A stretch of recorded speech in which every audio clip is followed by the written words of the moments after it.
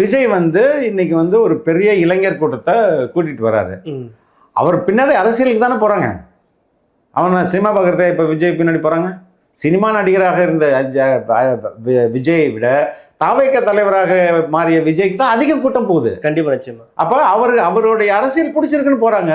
அவங்களுக்கு வயிற்றுச்சுன்னா இவங்க தற்குறின்னு சொல்லி கத்திட்டு. ஆனா சீமான் பக்கம் ஒரு பக்கம் போனாலையும் இந்த அளவுக்கு தற்குறின்ற வாதம் பெருசு பூதகரமா பேசுனதே இல்லை. ஆனா விஜய் பக்கம் போகும்போது அந்த வாதம் கொஞ்சம் அழுத்தமா போயிட்டு இருக்கு. மாசுங்க.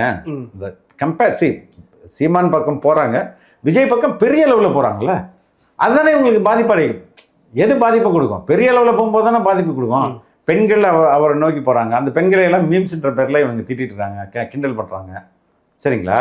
ஸோ அதுதான் அடிப்படையாக இங்கே வந்து அவங்களுடைய கோட்டை வந்து அசைக்கப்படுது. ஆனால் தற்குறின்னு சொல்லி இவங்க அந்த திரும்ப இளைஞர் விமர்சனம் பண்ணுறதுனால இவங்களுக்கு இன்னும் லாஸ்ட் தான் ஆகும். யங்ஸ்டர்ஸ் திரும்ப இவங்களுக்குள்ள வரவே மாட்டாங்க.